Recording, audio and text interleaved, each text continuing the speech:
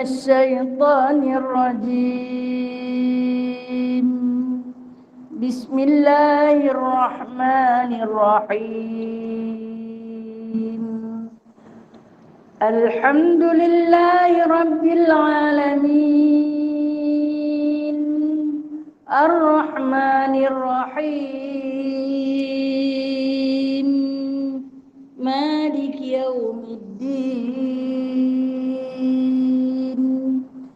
إياك نعبد وإياك نستعين. اهدنا الصراط المستقيم صراط الذين أنعمت عليهم غير المغضوب عليهم ولا الضالين.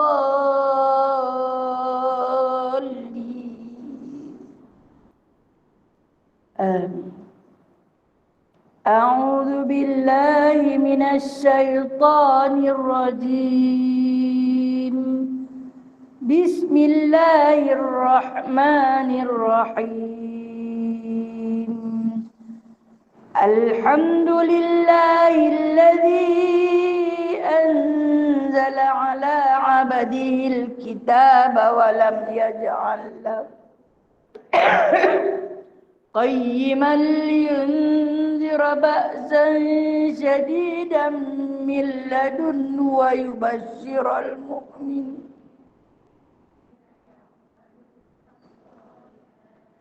أن لهم أجرا حسنا ماكثين فيه أبدا وينذر الذين قالوا اتخذ الله ولدا ما لهم به من علم ولا لآبائهم كبرت كلمة تخرج من أفواههم إن يقولون إلا كذبا فلعلك باخع نفسك على آثارهم إن لم يؤمنوا بهذا الحديث أسفا إنا جعلنا ما على الأرض زينة لها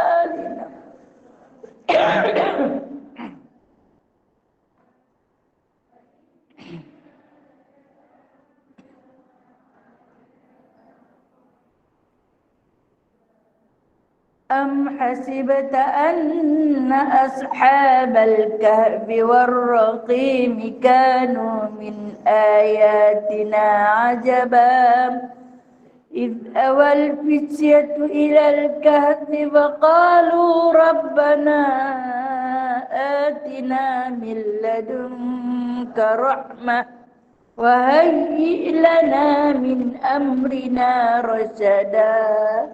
سبحانك اللهم وبحمدك أشهد أن لا إله إلا أنت أستغفرك وأتوب إليك. صدق الله العظيم. Kita baca qunut nazilah. Allahumma salli ala sayyidina Muhammad wa ala sayyidina. Allahumma salli ala sayyidina Muhammad. Allahumma inna naj'aluka fi nuhuri a'daina wa na'udzu bika min syururihim. Allahumma baddid syamlahum wa farriq jam'ahum wa shaddid kalimatahum wa zalzil aqdamahum wa sallit alaihim kalban min kilab ya qahar ya jabbar ya muntaqim ya Allah ya Allah ya Allah. Allahumma ya munzilal kitab ya mujriyas sahab ya azimal azab izimhum wasunna alaihim. Allahumma inna naj'aluka fi nuhuri a'daina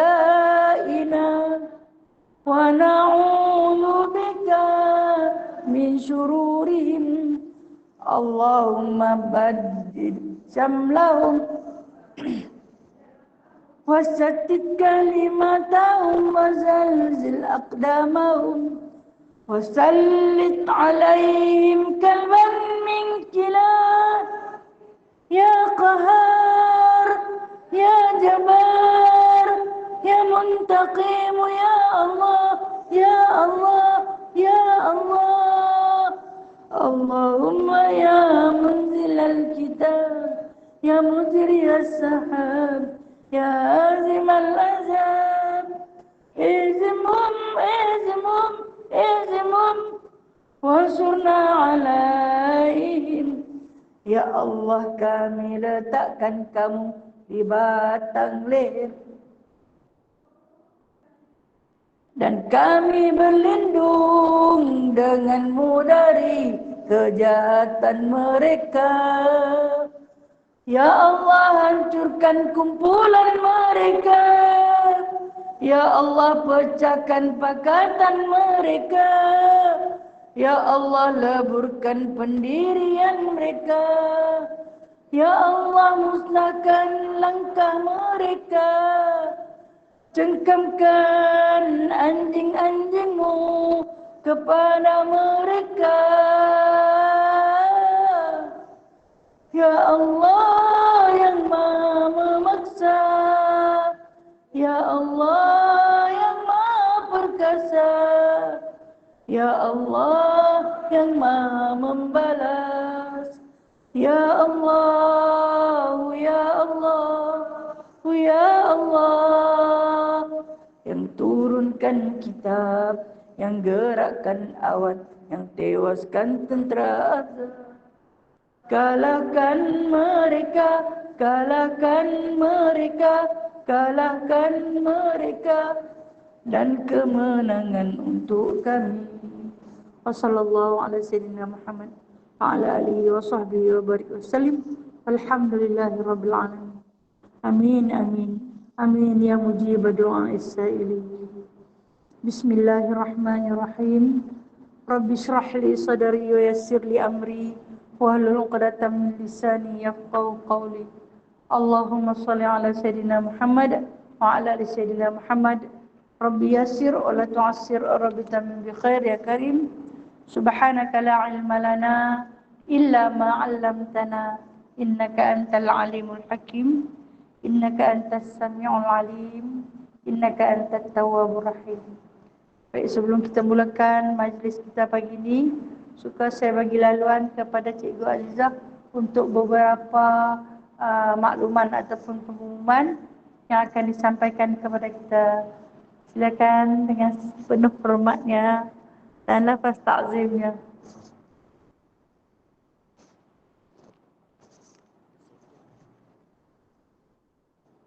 Assalamualaikum warahmatullahi wabarakatuh. Waalaikumsalam warahmatullahi wabarakatuh. Pertubuhan Sahabat Al-Quran akan mengadakan bacaan Yasin, ya. Bacaan Yasin 7 Muri.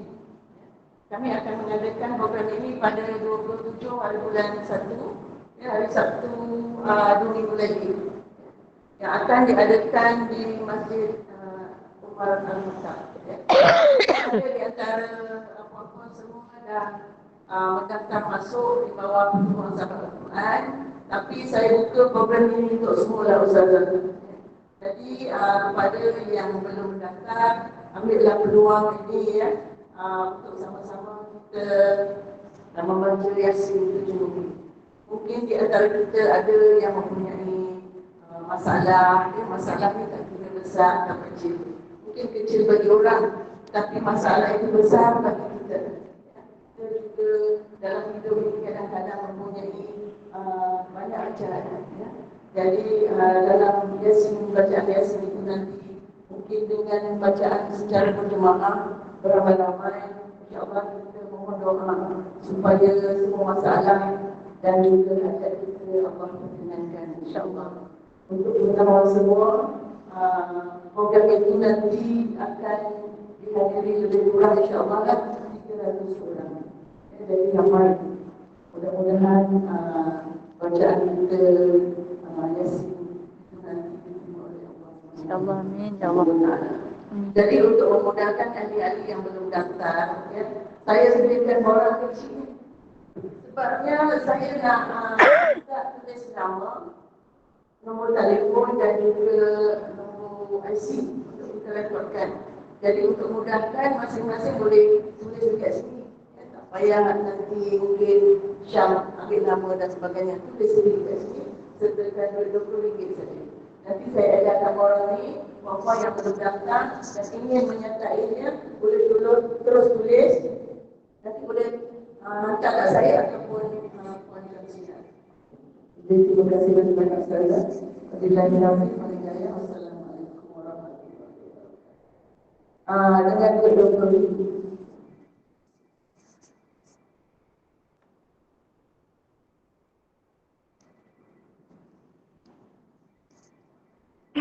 Waalaikumsalam warahmatullahi wabarakatuh. Terima kasih Cikgu Azizah atas perkongsian majlis ilmu tersebut. Mudah-mudahan insya-Allah kalau diizin dengan jemputan Allah dapat sama-sama kita hadir. Sebab ramai ni selalu doa orang ramai ni adanya wali dalam tu. Allah Taala angkat, Allah Taala terima insya-Allah taala.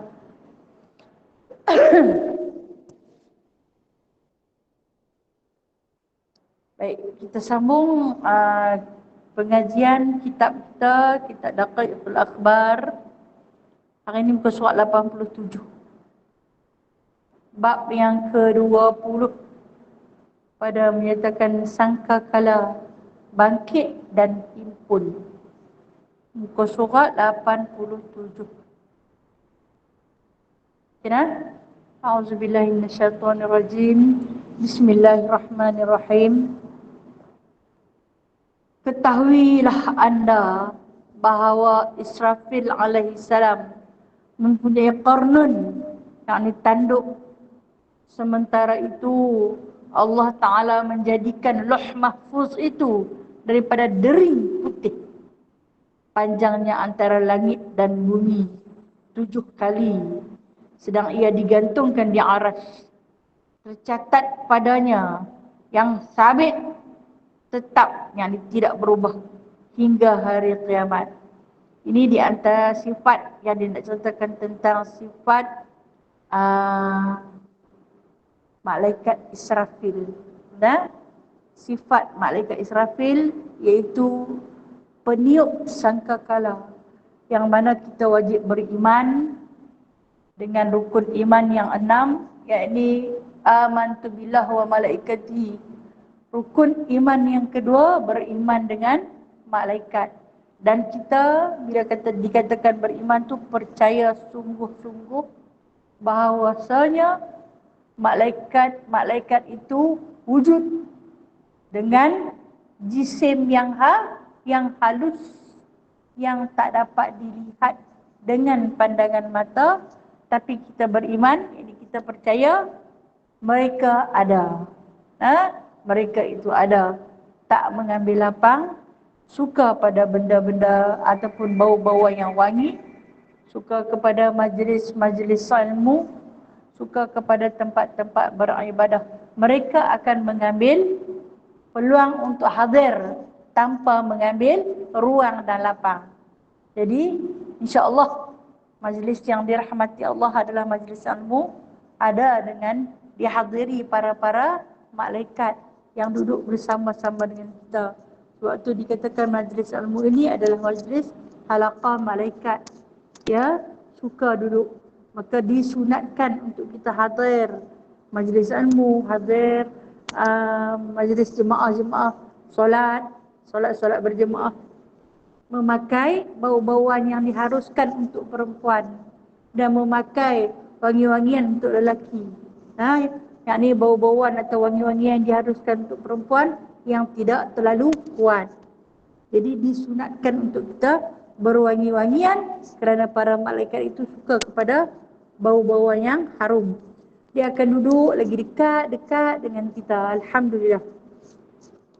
Dan di antara malaikat yang tidak terhitung ramainya, maka kita beriman dengan malaikat yang dinamakan malaikat peniup sangkakala yang Allah Ta'ala sebut berkali-kali dalam Al-Quran. Nama dia Sur. Wa nufikha fis sur, akan ditiupkan sur, satu sangkakala, yang mana malaikat tersebut bernama Israfil alaihi salam. Dia mempunyai qarnun. Apa dia qarnun? Tanduk. Pernah dengar kan kita sebut Zulqarnain? Disebut namanya di dalam surah Kahfi. Ulama-ulama mufassirin berbahagi pendapat. Ada yang kata dia ni nabi. Ada yang kata dia bukan nabi, dia hanya orang soleh sahaja. Ada yang kata dia ni waliullah. Kita kata wallahu a'lam. Allah lah yang lebih mengetahui secara tepat siapa dia. Nak kata dia nabi, tak ada di dalam 313. Nak kata dia rasul, tak ada di dalam 25 rasul tu. Dia ni siapa? Wallahu alam. Mungkin dia ada dalam 125,000 orang nabi. Mungkin dia ada dalam tu. Dan Allah sahaja yang maha mengetahui tentang sifat dia. Zulqarnain. Apa maksud Zulqarnain? Zul tu makna Zul ni orang yang memiliki. Mana Zul? Qarnain, dua tanduk. Orang yang memiliki dua tanduk. Qarnain. Di sini disebut qarnun, yang mempunyai tanduk, satu tanduk.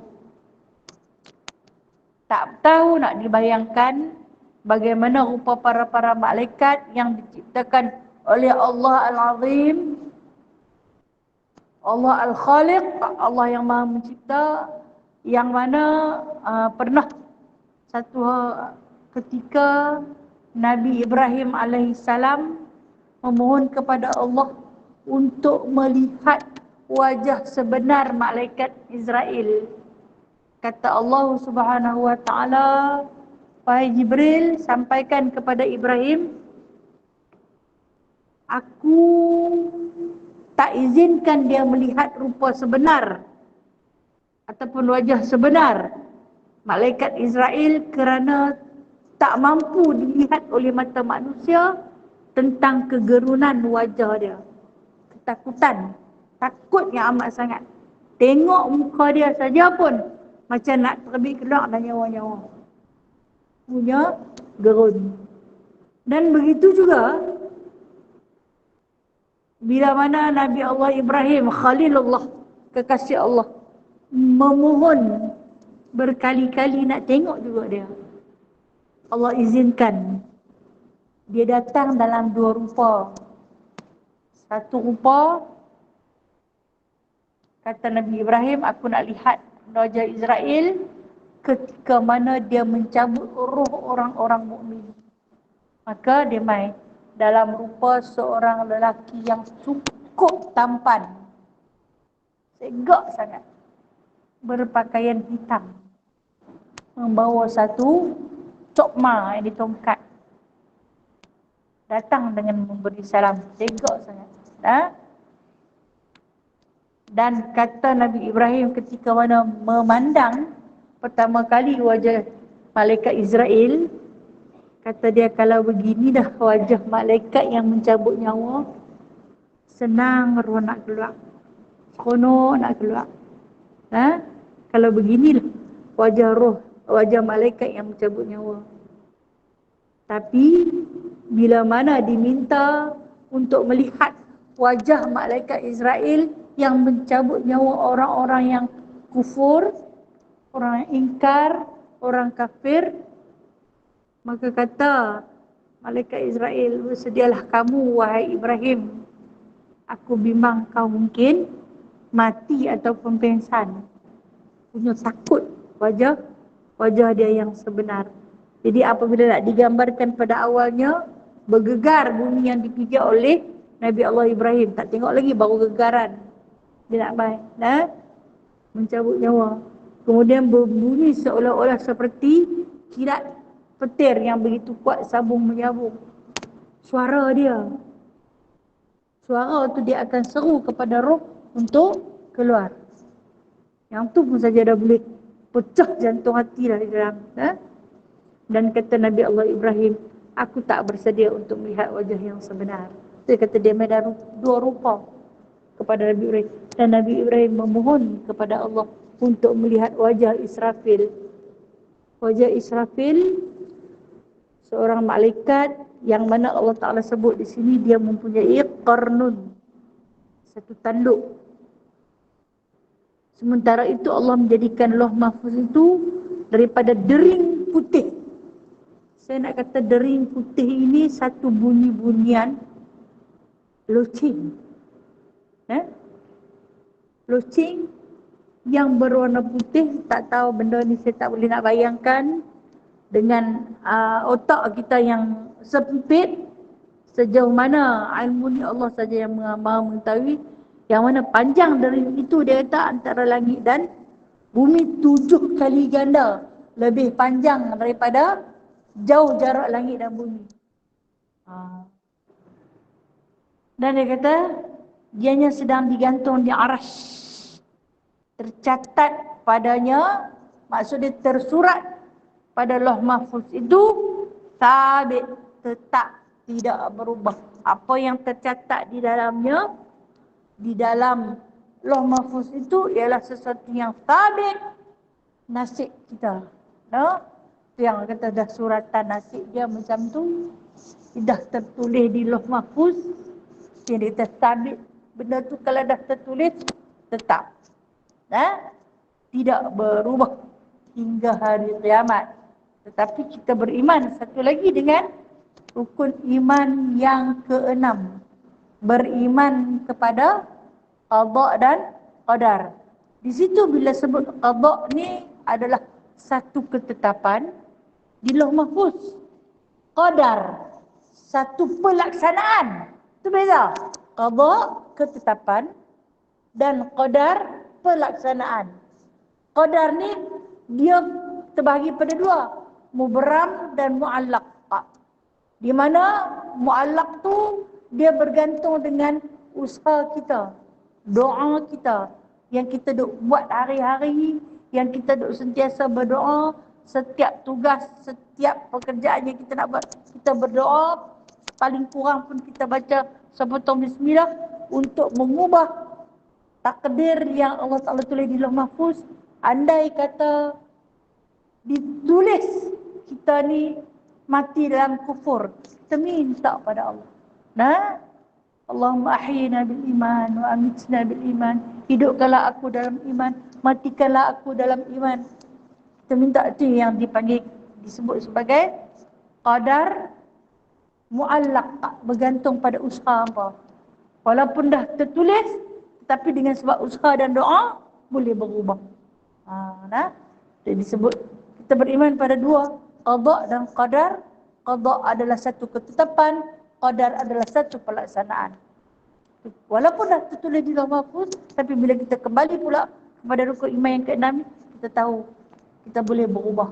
Kerana Allah Ta'ala sebut dalam Al-Quran 3-4 kali, sesungguhnya Allah Ta'ala tidak akan mengubah nasib sesuatu kaum itu sehingga sesuatu kaum itu mengubah nasibnya sendiri. Jadi kita tahu rahsia Allah itu besar. Apa yang tertulis nasib kita di dalam Lauh Mahfuz kita tak tahu. Kita hanya minta pada Allah agar adanya qadar mubram, adanya qadar muallaq yang mengubah nasib-nasib buruk kita. InsyaAllah. Sebab tu dia suruh kita minta pada Allah. Jangan pernah putus. Walaupun lambat, walaupun sampai rasa nak mati dah aku punya minta, tak dapat lagi, Allah simpan doa kita. Dan disebutkan bahawasanya Israfil ini di dalam kitab-kitab yang besar, di dalam huraian para ulama mengatakan malaikat Israfil pada hari diciptakan dia, lalu diciptakan satu sur. Apa dia sur? Nabi sebut sur ini apabila ditanya dalam satu hadis diriwayatkan daripada Abu Hurairah radhiyallahu anhu, kata baginda Nabi sallallahu alaihi wasallam, hari diciptakan Israfil, maka hari yang sama diciptakan Sur. Sahabat bertanya, apakah Sur wahai Rasulullah? Maka Rasulullah membuat satu bentuk, melakarkan di atas tanah, dianya seperti tanduk. Qarnun. Dia berbentuk seperti tanduk. Yang mana tanduk tu, kita akan baca dia akan contoh lagi. Israfil memiliki 4 sayap. Satu di maghrib. Maghrib ni mana? Barat. Tulis. Maghrib ni apa? Maghrib ni barat. Satu sayap menutupkannya dan satu sayap menutupi kepalanya. Daripada yang mana dia punya satu sayap tu menutupi seluruh arah barat. Satu sayap menutupkannya dan satu sayap menutupi. Satu sayap lagi dia kata tutup habis arah masyriq. Masyriq ni timur. Dan kemudian dia kata satu sayap menutupi kepalanya. Ada tutup dia di kepalanya. Dan sedang mukanya kuning. Muka malaikat Israfil itu kuning. Kerana apa? Kerana takut kepada Allah Ta'ala dengan menundukkan kepalanya melihat ke arah aras. Salah satu daripada tiang aras itu di atas bahunya. Sehingga tidak ada yang boleh menanggung aras itu melainkan dengan kudratnya. Namun ia terasa kecil lantaran takut kepada Allah Subhanahu Wa Ta'ala seperti burung usfur, burung pipit. Cerita sifat malaikat Israfil ni, dia ada 4 sayap. Satu sayap menutupi maghrib, satu sayap menutupi masyriq, timur dan barat penuh. Dia kata, satu sayap tutup di atas, satu sayap menutup di bawah. Wallahu alam, tak tahu nak huraikan sejauh mana kebenaran yang diceritakan oleh baginda sallallahu alaihi wasallam. Yang mana dia kata satu bahu dia menanggung tiang arasy. Dalam satu hadis diceritakan apabila diciptakan dia, diciptakanlah satu qarnun, sur tu tadi. Kemudian diberikan kepada dia, tugas kamu adalah untuk meniup sangkakala ni. Tiup benda ni. Diletakkan di atas mulutnya. Wallahu alam. Bagaimana mulut beliau, wallahu alam, saya tak tahu. Diletakkan di atas mulutnya dari hari diciptakan sampai kiamat, dia sentiasa memandang kepada aras hingga tak berkejip kerana menunggu suruhan Allah Ta'ala untuk ditiupkan sangkakala tersebut. Satu hari Nabi SAW bertemu dengan para sahabat yang sedang sembang-sembang. Ada yang ketawa, gelak. Nabi ni orang yang kita tahu pemurah dengan senyuman, tapi tak pernah gelak berbunyi macam kita duk gelak. Kita ni dhahik, kita bukan ibtisam. Ibtisam tu senyum. Kita dhahik, hak gelak kak. Dhahik nama dia. Lalu Nabi berkata, jikalaulah kamu tahu hal ehwal akhirat, jikalau kamu tahu hal ehwal neraka, jikalau kamu tahu hal ehwal mahsyar, nescaya kamu takkan ketawa.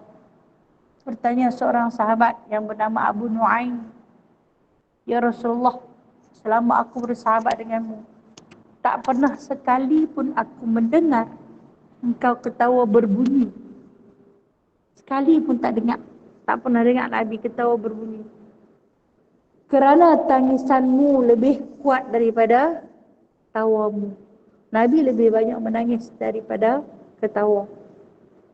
Kata Nabi SAW menjawab kata-kata daripada Abu Nuaim, wahai sahabat, dia kata, bagaimanakah aku nak ketawa kerana aku tahu sangkakala sekarang sudah berada di mulut Israfil. Bagaimanakah aku nak ketawa? Tunggu masa je dia nak tiup. Dan Israfil ni berkejit pun tidak. Kenapa dia tak berkejit? Kalau dia berkejit, dia bimbang. Waktu Allah Ta'ala arahkan dia tu, dia tak nampak. Berkejit pun tidak. Allah Ta'ala jadikan dia. Mata dia hingga memandang terus kepada arash, menunggu arahan daripada Allah untuk meniupkan. Dan di dalam Al-Quran surah Yasin, Allah Subhanahu wa taala menceritakan sangkakala ini akan ditiup 3 kali. 3 kali akan ditiup. Arahan yang pertama Allah kepada malaikat Israfil untuk meniupkan sangkakala tersebut adalah untuk membinasakan seluruh muka bumi, seluruh alam. Maknanya bukan apa yang ada di bumi, bahkan yang di langit, yang jauh daripada langit. Apa yang dinamakan alam, semuanya akan binasa pada tiupan sangkakala yang pertama. Kita baca dalam Al-Quran, Allah Ta'ala tak sembunyikan cerita ni. Surah yang paling mudah kita baca. Idza zulzilatil ardu zilzalaha. Apabila bumi itu digegarkan, digoncangkan dengan goncangan yang amat dahsyat. Akhrajatil ardu athqalaha. Dia keluar mai, dia muntah apa yang ada di dalam perut dia, dia muntah keluarkan ke semuanya. Kalau kata ada emas pun keluar, perak ke tembaga, begitu juga api, begitu juga air.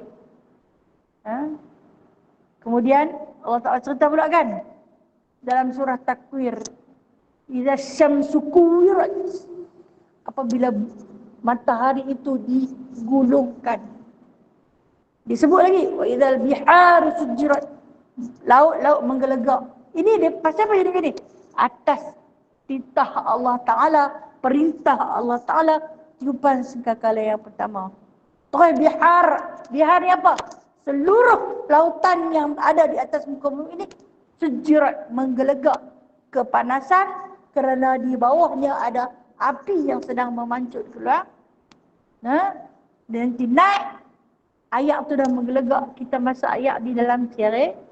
Bila dia mendidih, dia akan jadi macam mana? Muntah. Dia akan muntah keluar. Laut akan jadi sedemikian kerana gunung Merapi yang ada di bawah perut bumi itu akan menggelegak, menyebabkan dia mendidih dan dia muntah keluar atas muka bumi. Daratan ni sebenarnya tak seluas lautan. Lautan jauh lebih luas daripada daratan. Dia akan muntah keluar mana. Ketika ini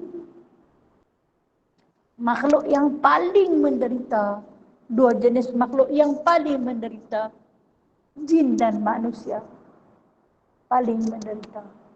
Sakit.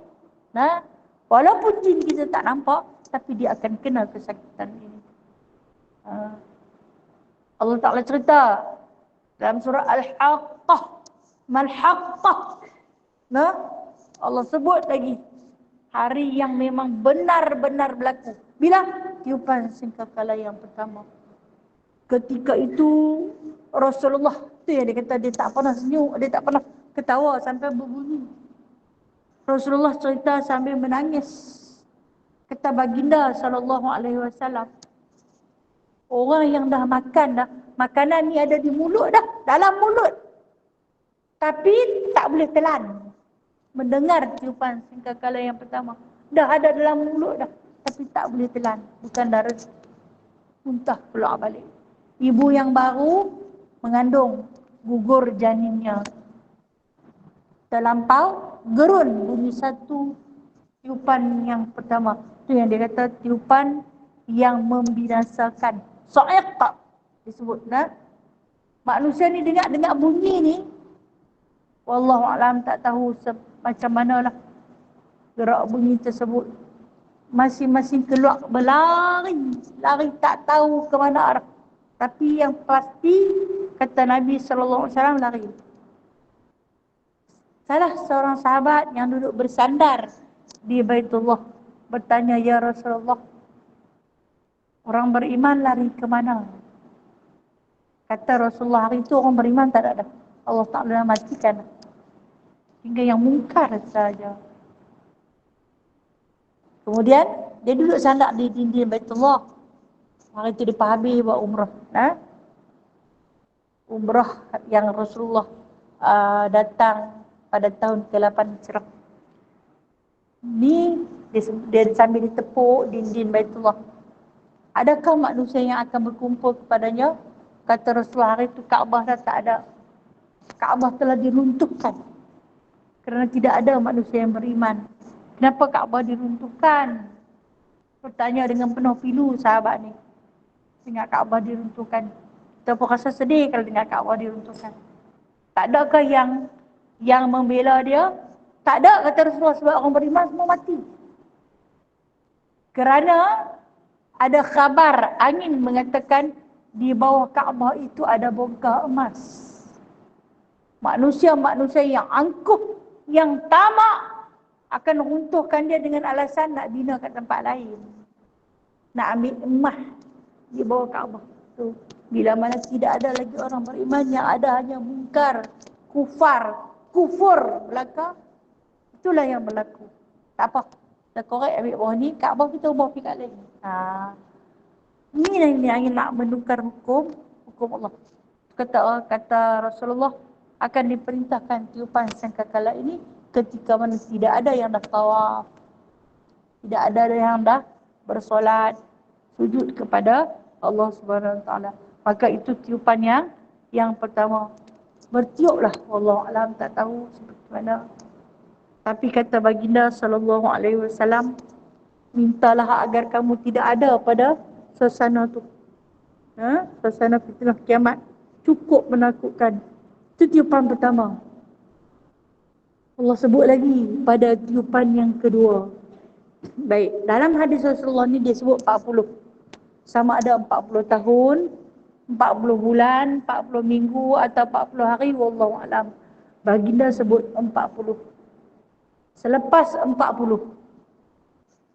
tak dia sebut tahun ke, hari ke, minggu ke, bulan. Tapi ulama muhadisin mengatakan 40 tahun, wallahu alam.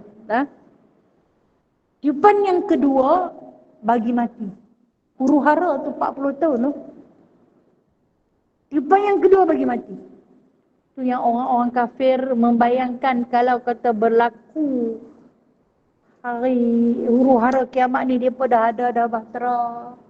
Dia pun dah ada dah jet yang boleh lari ke tempat lain. Nak lari pergi mana? Di atas pun jatuh timpa bawah. Dia pun dah bersedia lah. Dengan segala kemungkinan. Dia pun dah sedia dah air yang bukan daripada air yang turun daripada langit tapi dibuat. Makanan-makanan yang disediakan, makanan secara digital. Hebat dah. Allah Ta'ala bagi otak kepada manusia. Otak penipu. Menipu diri sendiri. Dan kemudian bila mana Allah Ta'ala dah perintahkan kepada malaikat Israfil pada tiupan yang kedua tu, barulah mati berhabis. Kemudian tiupan kali ketiga dalam Al-Quran Allah Ta'ala sebut. Tiupan kali ketiga menghidupkan. Menghidupkan. Manusia pertama akan dihidupkan ialah Nabi Muhammad sallallahu alaihi wasallam.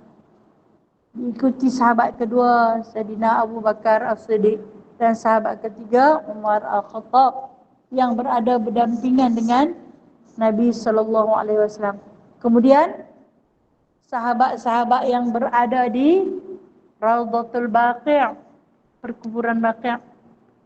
Kemudian sahabat-sahabat yang berada di Raudhatul Ma'la, perkuburan Ma'la, antara tempat-tempat ataupun makam-makam yang akan berdiri awal yang disebut al-awwalun al-akhirun. Mereka akan berdiri bersaf-saf dengan baginda Nabi sallallahu alaihi wasallam bersama dengan kenderaan. Itu kata tiupan sangkakala yang ketiga. Bangkit dalam pakaian yang dikafankan kalau pakaian tu masih ada. Kalau waktu hidup dia ada sebelah kaki, hari tu dia bangkit sebelah kaki dulu. Mata dia buta, hari tu dia buta dulu. Sebelum Allah Ta'ala kembalikan kesempurnaan pada dia. Dia cacat dulu, hari mula dia bangkit. Kalau dia tak ada gigi 3 di depan, 3 tak ada lagi. Kemudian selepas dibangkitkan semua, baru dikembalikan apa yang pernah hilang dalam hayat kita. Contoh kata mungkin takdir Allah, kita mati dalam keadaan kaki kita dipotong satu kencing manis, lepas tu baru jasad kita ikut pergi. Kemudian Allah Ta'ala kembalikan. Yang mana asal dengan kita, gigi yang luruh, semua akan dikembalikan. Dengan kekuasaan Allah. Ini berlaku pada tiupan singkakala yang ketiga. Sebab itulah dalam ayat yang kita baca ni dia kata, dia punya takut dekat Allah. Malaikat Israfil tu punya takut dekat Allah. Padahal sebelah bahu dia tu menanggung tiang aras.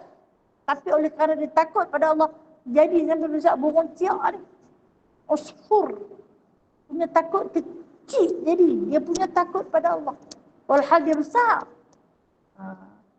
Kita bila merasa diri kita tu kecil, kecil tu bukan kurus dah. Hidup perasan pula tu. Kecil di sini merasa diri tu lemah. Aku tak terdaya ya Allah. Aku makhlukmu yang kerdil. Jika dibandingkan dengan mereka yang hebat-hebat ya Allah. Siapalah aku ni ya Allah. Dengan para malaikat ni ya Allah. Dia kata dia punya takut. Dengan cerita 3 kali dia tak kena tiup. Dia punya takut pada Allah. Sampai dia jadi rasa kecil. Besar burung ciak tu. Nabi Muhammad SAW pernah cerita tentang malaikat Israel bila mana sahabat tanya, macam mana dia cabut nyawa? Macam mana dia mendampingi bumi? Kata Nabi SAW, malaikat Israel ni dia dengan bumi ibarat macam kita memandang satu dulang makanan. Dia pandang bumi. Lauk mana yang aku nak ambil dulu untuk aku makan? Butiran apa yang aku nak suap dulu? Jadi yang mana yang dia nak ambil, dia ambil je. Bukanlah kata dia ambil makan. Mana dia ambil nyawa. Dia pandang muka bumi dan makhluk yang berada tu macam kita pandang makanan. Tidak ada rasa belas kasihan. Allah Ta'ala tak campurkan belas kasihan dalam diri dia. Dia cabut. Cuma perintah Allah, sampai ambil dia tu orang mukmin. Dia tahulah nak cabut macam mana orang mukmin. Itu orang kafir. Itu orang kufur. Kafir dan kufur apa beza? Saya sebut sekali lagi. Kafir orang yang tak sembah Allah langsung. Itu kafir. Dia menyembah berhala. Terang-terang nampak. Kufur pula dia sembah Allah. Dia ada syahadah dalam dia. Tapi dia tak sembahyang. Munafik pula dia sembah Allah. Dia sembahyang, dalam masa yang sama dia menipu. Tipu diri dia tipu orang lain, dia berlakon. Dengan mulut lidah dia, dengan fitnahnya yang tak pernah putus. Itu munafik. Yang paling bahaya ni munafik lah. Sebab dia ada di kalangan kita. Dan mungkin kadang-kadang kita boleh jadi munafik atas sikap kita sendiri. Itu paling bahaya. Ini antara orang-orang yang disebut asi, orang yang melakukan maksiat.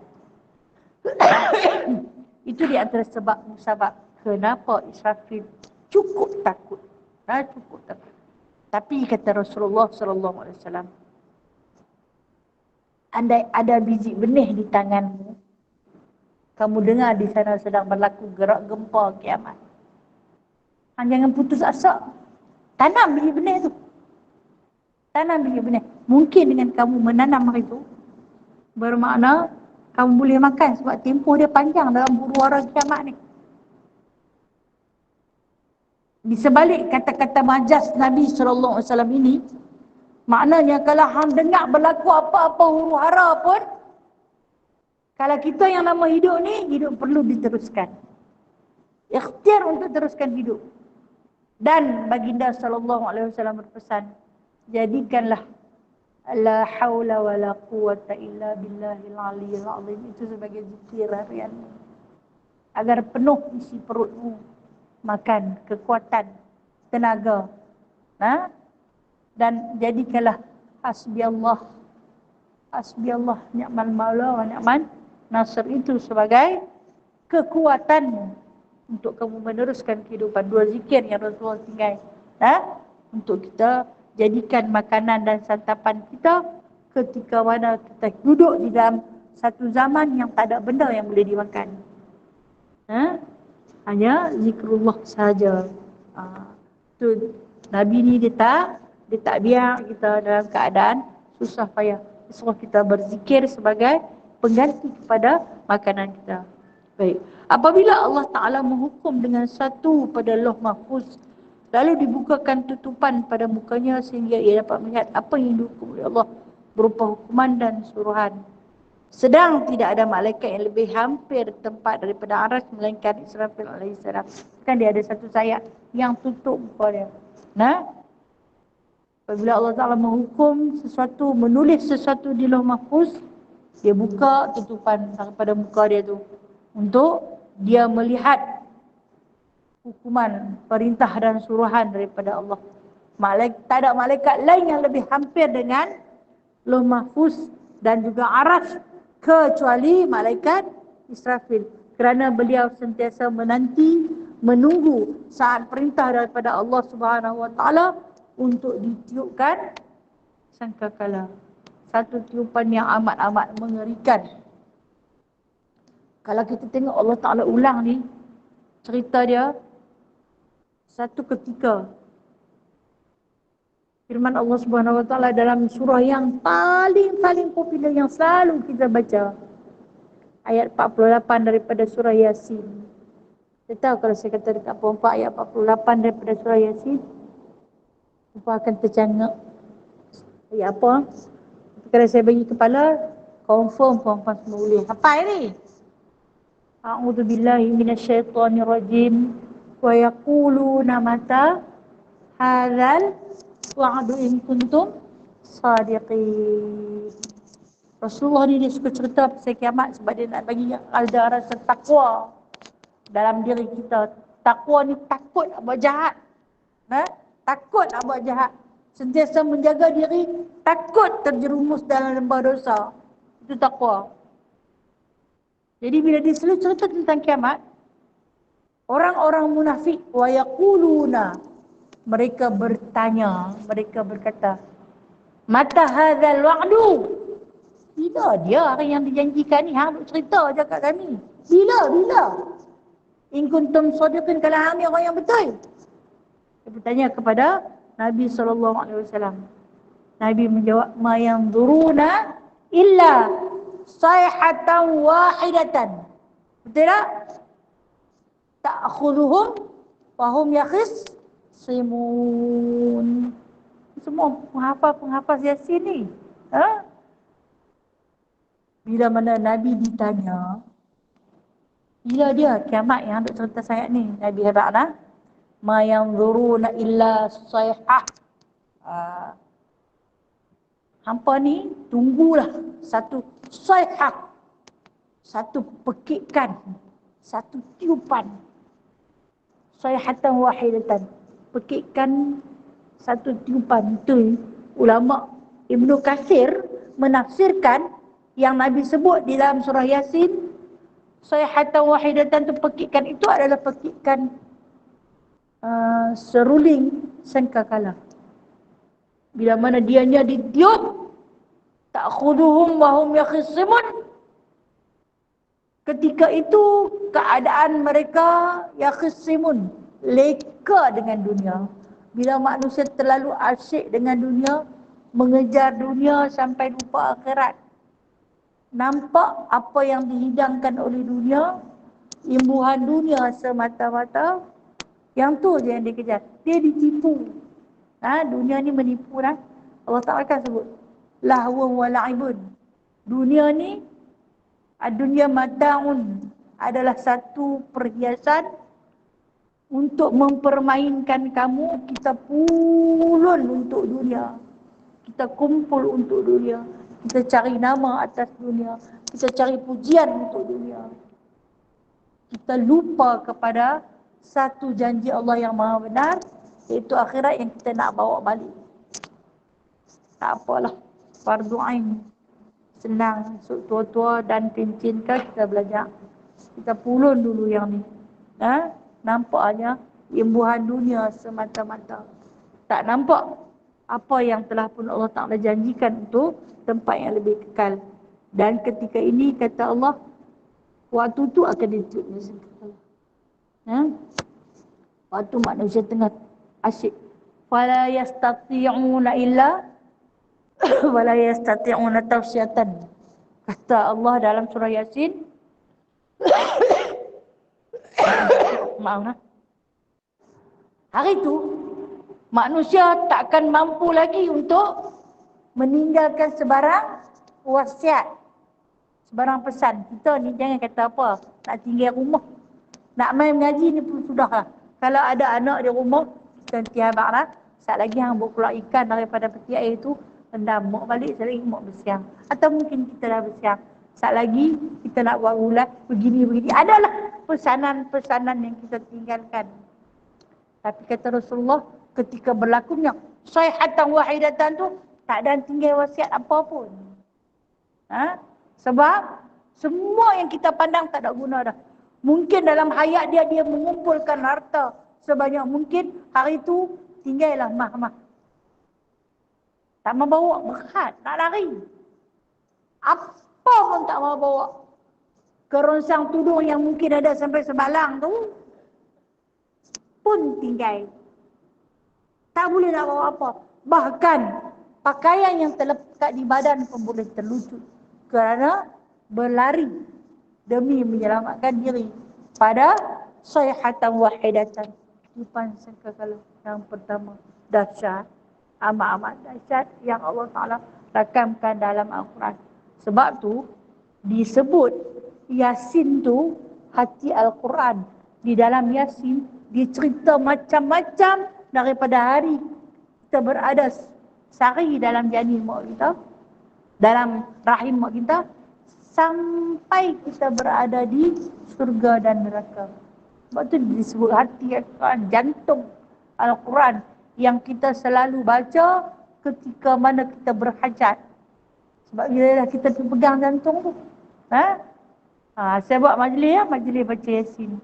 Saya nak buat majlis.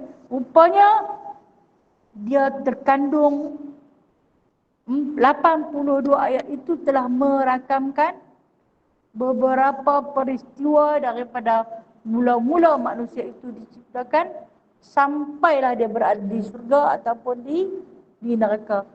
Dan begitu juga kata Allah dalam membicarakan tentang bunyinya sangkakala ni. Allah Ta'ala sebut ditiupnya sangkakala itu oleh malaikat Israfil dengan tiupan yang panjang. Sekali, tapi panjang.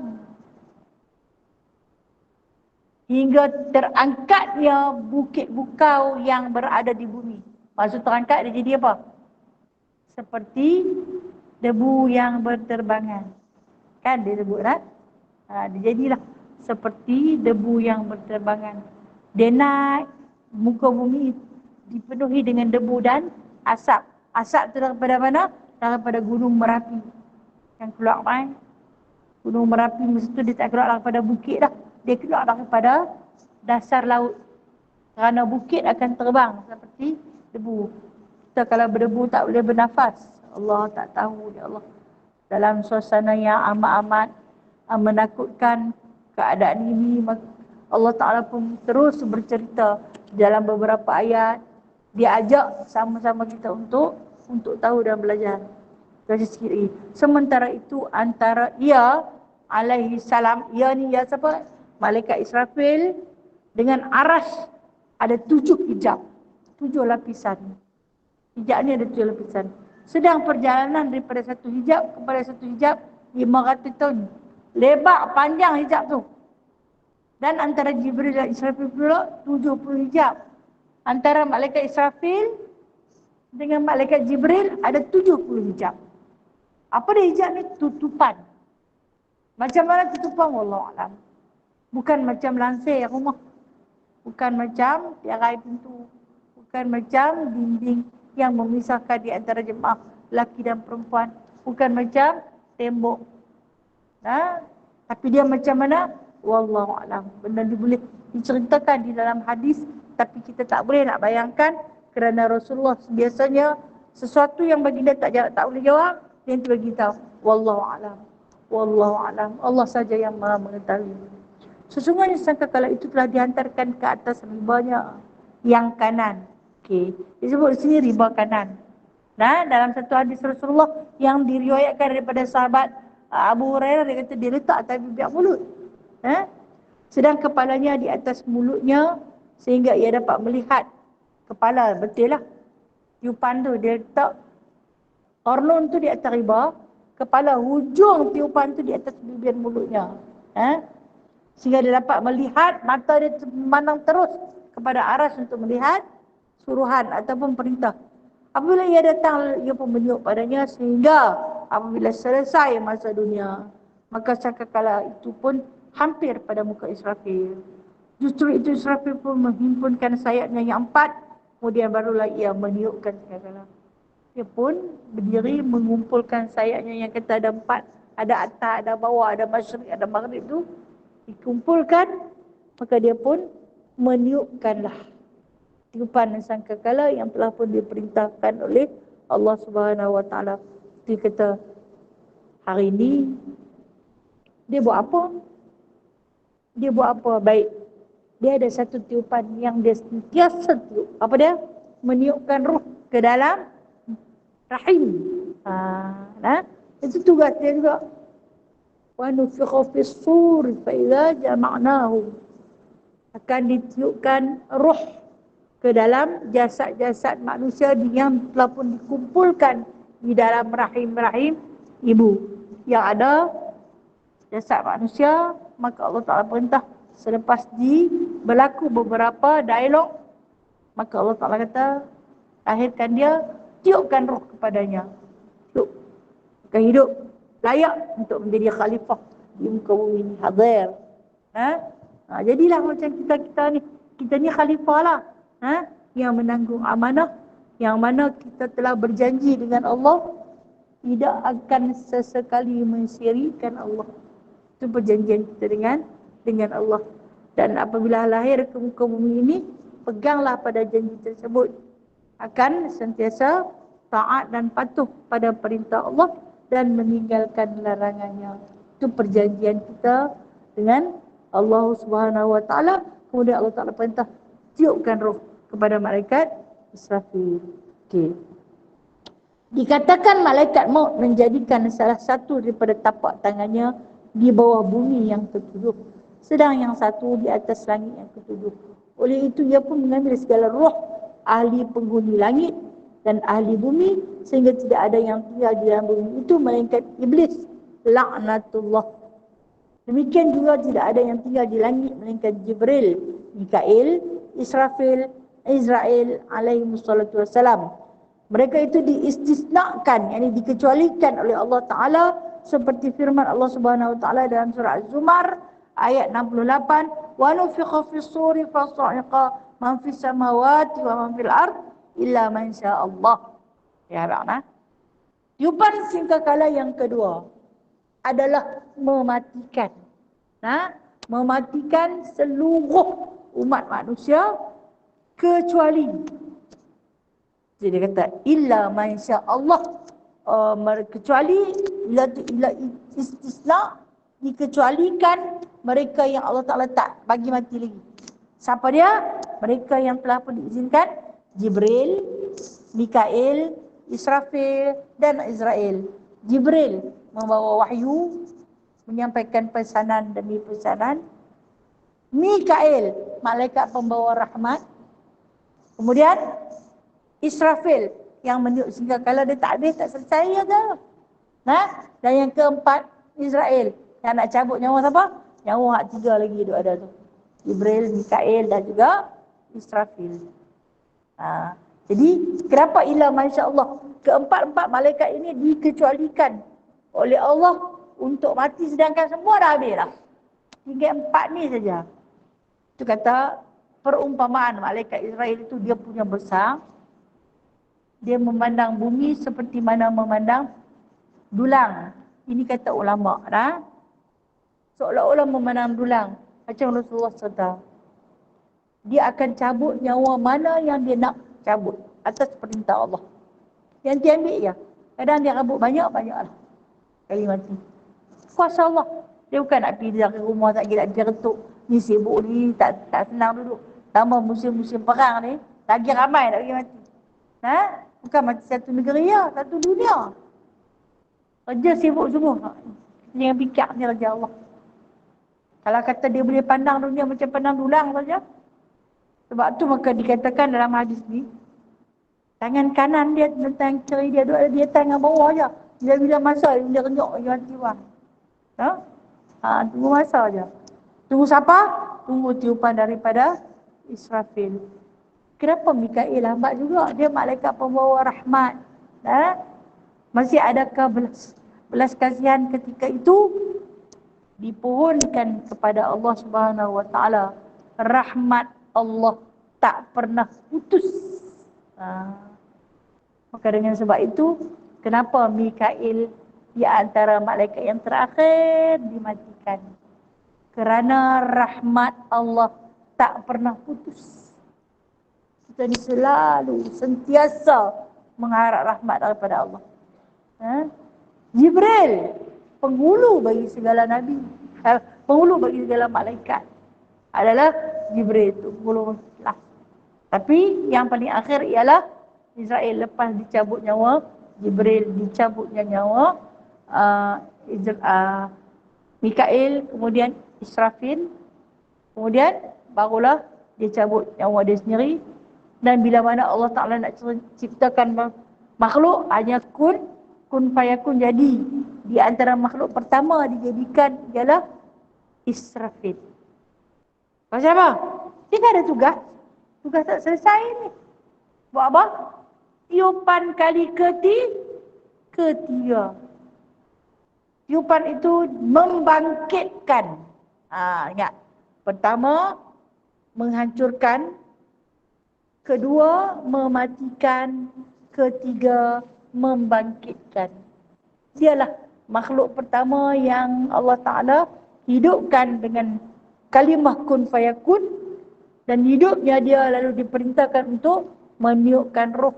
Meniupkan sangkakala, iaitu menghidupkan makhluk-makhluk yang telah pun dimatikan.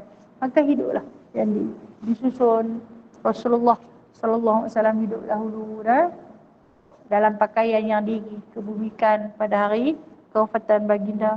Kemudian baru disalin, dibawa kenderaan untuk dinaiki oleh baginda Sallallahu Alaihi Wasallam. Nabi tak pernah lupa kawan.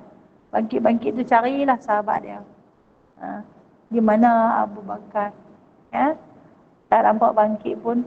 Aku tahu dia sentiasa berada bersebelah dengan aku. Nabi ni di dalam hadis-hadis yang marfu ceritanya, bila setiap kali kita berselawat, dia kata, aku tahu kamu berselawat pada aku. Aku tahu kamu siapa. Aku tahu kamu anak siapa. Aku tahu kamu nama apa. Dia tahu, sentiasa mendengar. Kita selalu bawa salam kepada Nabi yang kita sebut Assalamualaikum ayyuhan nabiyyu wa rahmatullahi wa barakatuh. Tidak. Dalam apa tu? Tahiyat. Kan? Tahiyat awal pun ada, tahiyat akhir pun ada. Salam yang tak pernah putus kita bawa. Khususkan kepada dia. Nak sejahtera ke atas engkau, wahai Nabi.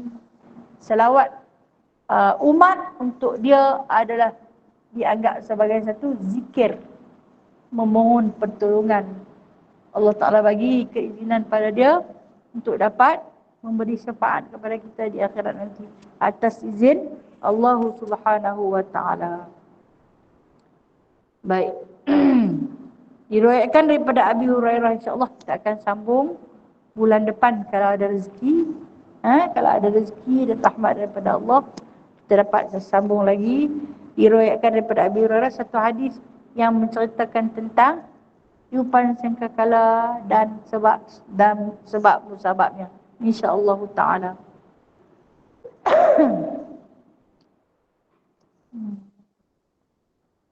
Ada soalan nak tanya? Okay, ada yang bertanya tentang Yasin 7 Mubin ni apa, nah? Okey, untuk pengetahuan semua, Yasin 7 Mubin ni kita kan bila jumpa pada perkataan Mubin akan diulang 3 kali. Kalau macam guru saya dulu, dia akan ajak satu-satu musibah yang melanda, maka dia akan ajaklah para pelajar baca Yasin 7 Mubin. Pada setiap perkataan yang mubin, ulang 7 kali. Ulang 7 kali. Ulang 7 kali. Dalam Yasin dia ada 7 kali sebutan perkataan mubin. Mubin ni makna apa? Mubin ni yang nyata. Sesuatu yang nyata. Apa yang telah pun Allah Ta'ala sebut di dalam Al-Quran memang nyata. Bukan palsu. Ianya benar. Ataupun kita panggil mubin ini adalah daripada perkataan bayyin. Apa dia? Keterangan yang nyata. Kita selalu dengar para asatidz kata, kalau kamu dapat satu-satu berita, kamu kena tabayyun dulu. Tak ada tabayyun. Itu mubin lah. Daripada perkataan tabayyun jadi mubin. Apa dia? Hang kena selidik dulu. Apa dia pencerahan yang ada di sebalik kisah tersebut. Okey, itulah maksud dia 7 mubin. Seelok-eloknya bagilah faham sikit daripada tak faham, no? Bagilah faham sikit. Yasin lah ni banyak dari segi bacaan, ada maksud di yang terkandung di bawahnya. Kalau tak faham, kita berbincang. Ya, silakan Puan Hajar. Assalamualaikum warahmatullahi. Alhamdulillah. InsyaAllah satu-satu dulu. Ya.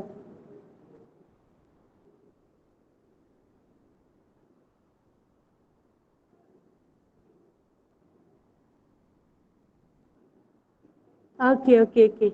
Baik, terima kasih. Kan tadi kita cerita tentang hari kebangkitan. Ya, baik. Assalamualaikum. Dibangkitkan Nabi sallallahu alaihi wasallam, makhluk pertama kekasih Allah. Diikuti makhluk istimewa yang kedua, Abu Bakar As-Siddiq, dan kemudian seterusnya Umar Al-Khattab. Ketiga saya sebut Radhatul Baqir, dan kemudian Radhatul Ma'la. Mana dia umat-umat dia baik. Dalam satu hadis Allah Ta'ala sebut, cerita hadis ni hadis Qudusi.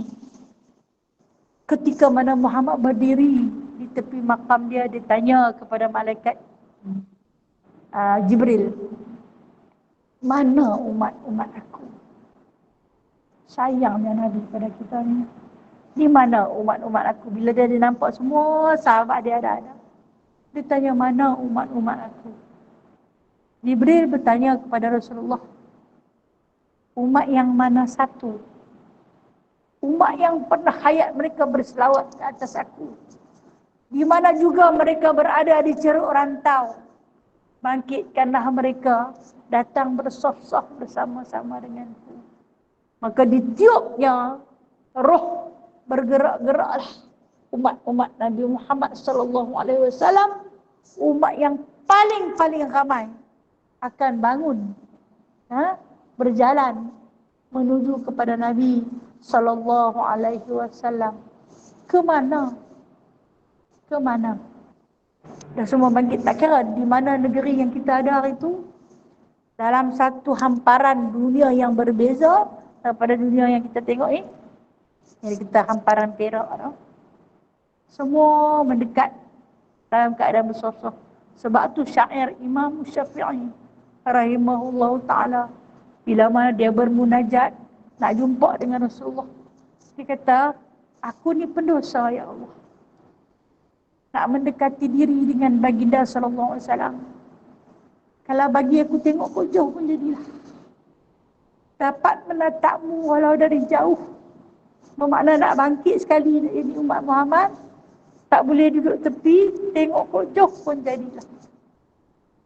Ini di antara umat Muhammad sallallahu alaihi wasallam, antara umat yang awal-awal dibangkitkan berbanding dengan umat nabi-nabi yang lain. Nah, barulah umat nabi lain dibangkitkan. Tu yang kata Nabi Allah Musa pernah minta kepada Allah nak jadi umat Nabi Muhammad sallallahu alaihi wasallam. Untung kan kita no.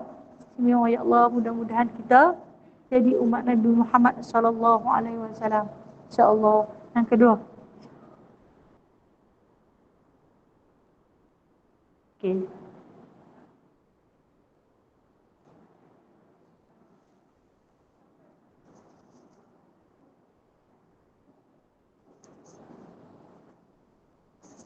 Okey, baik. Dalam peristiwa Isra Mi'raj, bila sampai di Sidratul Muntaha, satu lapisan yang terakhir, sidrah yang terakhir. Sebenarnya yang tu ada kalam loh mahfuz berbunyi, bertulis. Jibril tak boleh masuk. Rasulullah kena masuk secara bersendirian. Rasulullah tanya kepada Jibril, aku masuk bersendirian seorang? Padahal tempat lain dia teman Rasulullah.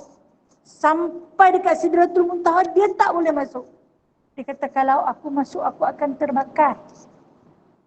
Kenapa? Tanya Nabi sallallahu alaihi wasallam. Kerana sesungguhnya darjat manusia itu lebih tinggi daripada darjat malaikat. Darjat manusia. Kenapa? Kerana malaikat Allah Ta'ala hanya letak pada mereka semata-mata akal untuk taat. Pada manusia Allah Ta'ala uji kita. Dua, kita ada akal, kita ada nafsu. Kita tuntun nafsu kita sampai tunduk kepada akal dan iman. Sebab tu manusia lebih mulia. Maka kemuliaan manusia itu yang Allah Ta'ala sebut ahsani taqwim, seindah-indah kejadian, baginda Nabi sallallahu alaihi wasallam boleh melangkah dengan jasad dan roh ke tempat Sidratul Muntaha yang mana-mana makhluk tak boleh masuk. Malaikat tak boleh masuk. Sebab apa? Darjat. Bermakna darjat manusia tu kalau dia jadi orang yang benar-benar bertakwa, dia jauh lebih tinggi daripada darjat malaikat. Macam tu juga kalau kata wanita dunia, kalau dia benar-benar bertakwa, dia jauh lebih tinggi daripada bidadari syurga. InsyaAllah yang ketiga.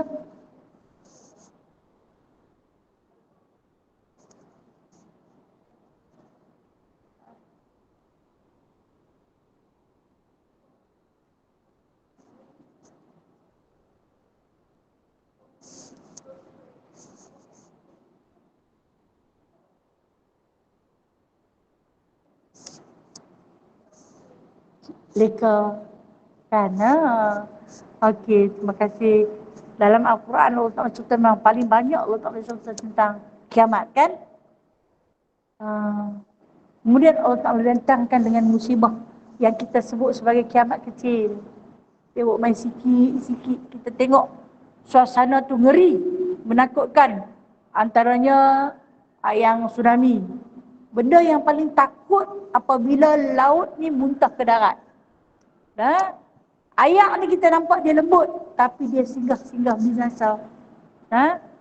Tengok gunung Merapi yang duk meletus, yang dia keluar mai tanah yang menjadi bara. Bila dia singgah ke kampung, dia lalu je. Dia lalu saja. Binasa.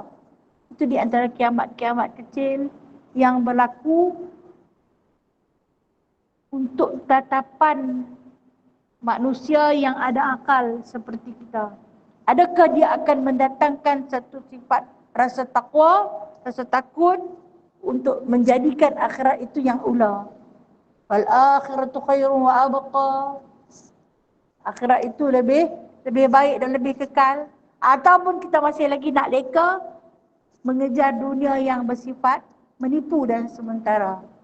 Itu yang kata Allah Ta'ala tu dia bagi kita dua bekalan. Dia bagi akal dan nafsu. Nafsu lah duk hambat dunia ni. Hambat, himpun, simpan. Takut nak belanja, sat lagi tak ada apa untuk hari esok. Tak ada apa untuk masa depan. Walhal masa depan kita tak tentu lagi ni. Di dunia ni, kita tak jamin esok nak hidup. Kan? Sagi petang pun kita tak jamin. Bahkan, kita tak tahu saat lagi kita nak makan apa pun kita tak tahu. No? Dah ada benda. Dah ada dalam pemikiran kita, aku nak buat gini, saya aku nak makan. Itu cuma perancangan. Penentuan dia siapa? Allah. Nah, penentuan dia adalah Allah.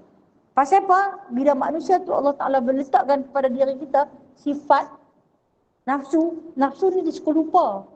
Bila dia lupa tu yang dia buat juga. Dia nampak dah suasana kiamat-kiamat kecil berlaku. Allah macam inilah kiamat. Allah macam inilah api neraka. Ya Allah macam inilah bara dia. Kan kita takut tengok kan.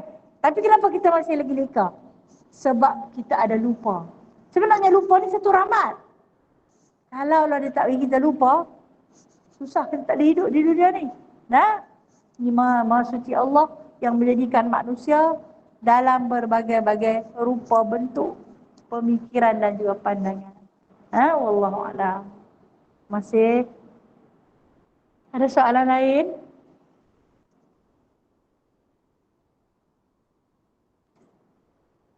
Bila no? Habis saya sudah lunas, saya mohon maaf atas kekurangan diri saya. Yang baik tu Allah punya, yang lemah dan kurang adalah daripada saya. Terima kasih kerana mendoakan saya. Ramai sahabat-sahabat selalu bertanya khabar, mendoakan untuk saya. Terima kasih. Bila mana kita ni dah sampai ke penghujung usia, tanda Allah sayang, Allah kasih, Allah bagi sakit. Bila Allah bagi sakit, kita akan ingat selalu pada dia. Tapi bila Allah bagi sihat, saya pernah jumpa dengan seorang kawan saya. Dia cerita dekat saya, hang sakit ke bahagian-bahagian ni? Saya kata saya sakit. Ada benda. Dia tahu tak, aku ni hidup macam umur 17 tahun dulu. Tak ada sakit apa. Sendi-sendi apa? Wahai umur 53. Tak ada sakit apa. Dia kata, aku rasa makin lama makin sihat. Makin lama makin sihat. Masya Allah, saya kata. Bersyukurlah kamu. Selang 2 hari dia mati. Tu yang kata sakit tu kan syarat mati. Dan syarat mati tu tak semestinya sakit. Sehat pun dia mati. Dia kata, kalau dia bagi sakit, terima kasih. Dia bagi kita ingat. Ya, betul. Allah Ta'ala kifaratkan dosa. Kita dosa banyak. Allah kifaratkan dosa. Betul? Kebetulan dia. Rahmat Allah tu luas sangat. Melalui rasa sakit, melalui rasa masalah juga ada satu rahmat. Saya kata, kalau kata termasuk serumpak dalam jari kita pun, itu adalah kifarah. Allahuakbar. Okay, ada apa saya sudah dulu yang beritu daripada Allah, yang lemah dan kurang daripada diri saya sendiri. A'udzubillahi minasyaitonirrajim. Bismillahirrahmanirrahim. Alhamdulillahirabbil alamin. Hamdan katsira, hamdan yuafi ni'amahu wa yukafi'u mazidah. Ya Rabbana lakal hamdu kama yanbaghi li jalali wajhikal karim wa 'azimi sultanik. Ya musabbibal asbab, ya fatihal abwab, ya sami'al aswat, ya qadiyal hajat, ya mujibad da'wat. Ij'alna minan najihin, fansurna fa innaka khairun nasirin, waftah lana fa innaka khairul fatihin, waghfir lana fa innaka khairul ghafirin, warhamna fa innaka khairur rahimin, warzuqna fa innaka khairur raziqin, wadina wa najjina minal qaumiz zalimin. Allahumma ansur lil muslimin wal muslimat fi Filastin wa fi Gaza. Allahumma ansur lil muslimin wal muslimat fi dunya wal akhirah. Allahumma ansur lil muslimin wal muslimat ala qaumil kafirin, ala qaumil zalimin. Wa sallallahu ala sayyidina Muhammadin walhamdulillahi rabbil alamin. Taqabbalallahu minkum. Taqabbal ya karim. Terima kasih Ustazah. Assalamualaikum. Terima kasih Ustazah. Assalamualaikum. Sallu ala Nabi sallallahu alaihi wasallam. Sallallahu alaihi